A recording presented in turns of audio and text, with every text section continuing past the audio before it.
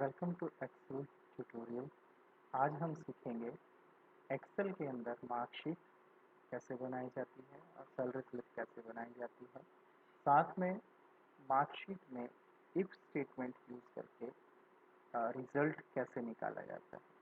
तो सबसे पहले हम यहाँ पे एक मार्कशीट टाइप करेंगे।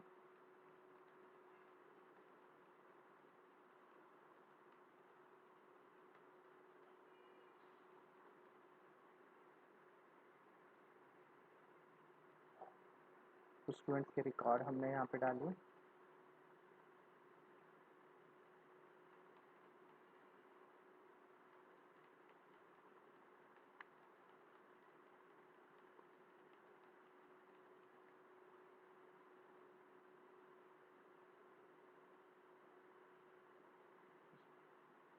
रैंडम डेटा हमने यहाँ पे डाल देते हैं।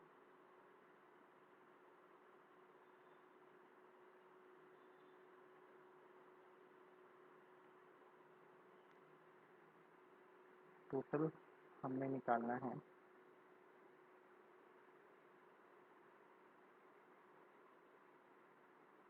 इज इक्वल टू का साइन लगाना है B2 plus C2 plus D2 plus D2 plus F2। Percentage है total divided by number of subject. अब इस पर क्लिक करना है, या तो इसको पकड़ के खींच देंगे या इस पर डबल क्लिक कर देंगे। छोटा डॉट है, इस पर डबल क्लिक करेंगे, ये आ गया। ऐसे इस पर भी जाएंगे, डबल क्लिक करेंगे छोटे वाले पे, तो ये भी निकल गया। तो इस तरह से हमने मार्कशीट बनाया। उसके बाद हमें रिजल्ट निकालना है। तो रिजल्ट के लिए हम कंडीशन देंगे इज इक्वल टू का साइन लगा के इफ यदि हमारी परसेंटेज किस में है, H two is greater then 75। अगर ये 75 से ज़्यादा है देन, तो कोमा, जब भी ये आंसर ट्रू होगा तो कोमा के बाद वाला, और जो भी आपको एज इट इज़ प्रिंट कराना है तो उसे डबल कोट्स में डालना है, डबल कोट्स। और हमने यहाँ पे लिखा फर्स्ट। अगर 75 से ज़्यादा है परसेंटेज तो प्रिंट होगा फर्स्ट, कॉमा, कॉमा से अगली वाली वैल्यू जाएगी, वैल्यू इफ फॉल्स। यहाँ पे शो भी कर रहा है वैल्यू इफ फॉल्स, फॉल्स होगी तो अगली कंडीशन चेक करनी है, फिर से इफ लगाना है कि अगर H2 is greater than equal to 50, अगर 50 से ज़्यादा है then it will print second, otherwise नहीं। तो इफ हमारी percentage H2 is greater than equal to 33 है देन प्रिंट हो जाएगा पास, अदरवाइज प्रिंट हो जाएगा फेल। और जितने भी ब्रैकेट स्टार्ट है उसको बंद कर दीजिए, अदरवाइज एंटर करेंगे तो ये अपने आप ही बंद कर लेगा। एंटर। अब मैं यहाँ पे वैल्यूज़ को चेंज करता हूँ, तो देखिए अपने आप फर्स्ट आ गया।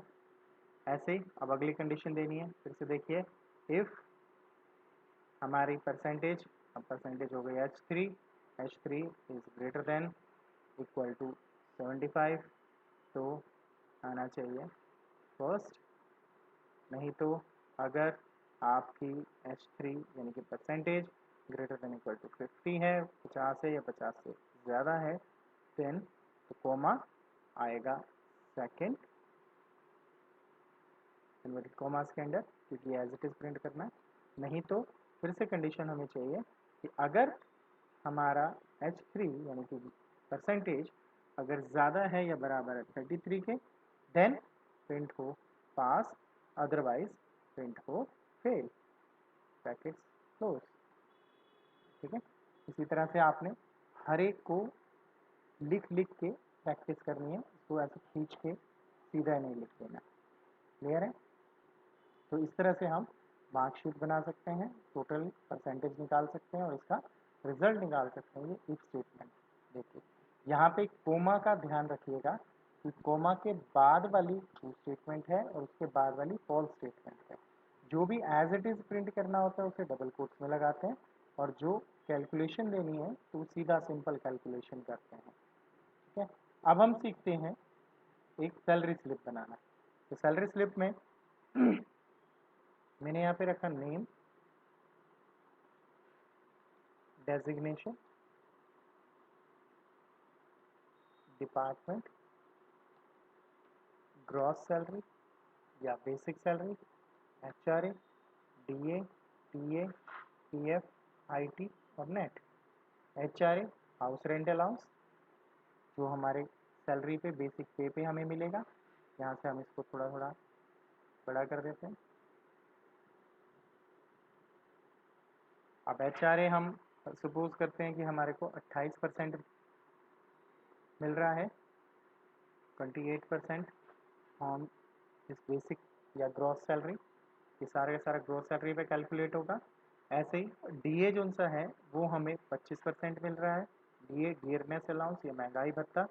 टीए ट्रेवलिंग अलाउंस, ये हमारे को सपोज 20% मिल रहा है। प्रोविडेंट फंड ये डिडक्ट होता है, कटता है सैलरी से, ये 12% है। इनकम टैक्स 7%, ये भी कटेगा। और नेट कैसे आएगा? नेट आएगा gross salary plus HRA plus DA plus TA minus provident fund minus income tax. ठीक है, तो ये सारा मिला के ग्रॉस सैलरी बनता है। तो आइए अब इसको बनाना शुरू करते हैं। तो नेम यहाँ पे मैंने कोई भी लिखा, मैंने लिखा Ram Singh, designation manager, department computer, gross salary 15,000 की ग्रॉस सैलरी। अब एचआरए निकलेगा 28% ऑफ दिस ग्रॉस सैलरी। तो हम लगाएंगे फार्मूला, जब भी हमें पुट करना होता है तो हम इज इक्वल टू का साइन लगाते हैं। तो अब हमें लिखना है D3 जो हमारा ग्रॉस सैलरी है इंटू 28%। क्लियर? ऐसे 25% निकालना है ऑन ग्रोथ सैलरी, तो D3 इंटू 25%। ऐसे टीए 20% निकालना है ऑन ग्रोथ सैलरी, तो हम D3 इंटू 20%। ऐसे PF is equal to D3 into 12%। ऐसे इनकम टैक्स D3 इंटू 7%। हमने कैलकुलेट कर लिया सब।